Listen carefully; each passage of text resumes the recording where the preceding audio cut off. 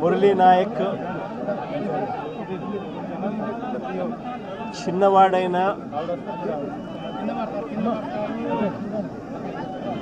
రాష్ట్రంలో చాలామందికి పెద్దలకు కూడా స్ఫూర్తిదాయకంగా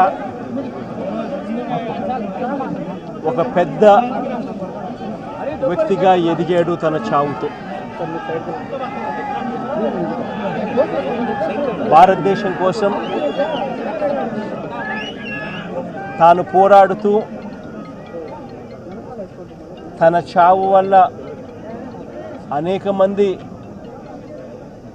మిగిలిన అన్నదమ్ములు అక్కచెల్లెమ్మలకు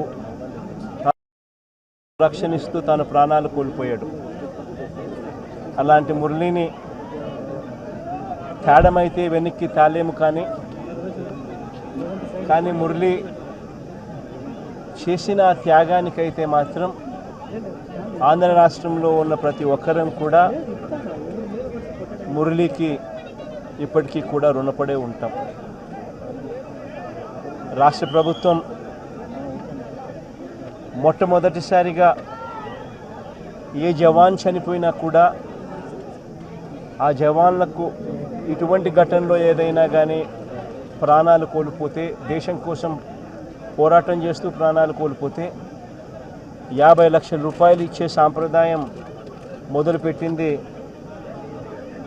వైఎస్ఆర్సీపీ ప్రభుత్వ హయాంలో మొదలుపెట్టినందుకు చాలా సంతోషపడతా ఉన్నాం.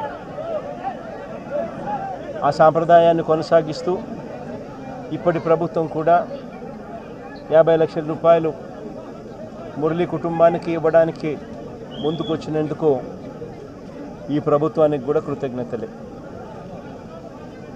పార్టీ తరపు నుంచి అన్ని రకాలుగా మురళికి అండగా తోడుగా ఉంటాం. పార్టీ తరపు నుంచి ఒక 25 లక్షల రూపాయలు వైఎస్ఆర్ కాంగ్రెస్ పార్టీ తరపు నుంచి అండగా ఉంటూ ఆ కుటుంబానికి తోడుగా ఉండే కార్యక్రమం చేస్తాం. మనిషిని తాలేకపోయినా కూడా తాను చేసిన త్యాగానికి అందరం కూడా అండగా తోడుగా ఉండే కార్యక్రమం అయితే ఖచ్చితంగా జరుగుతుంది. ఇలా కుటుంబానికి మంచి జరగాలని, చనిపోయిన మురళికి తన ఆత్మకు శాంతి కలగాలని దేవుణ్ణి మనసారా కూడా కోరుకుంటాను.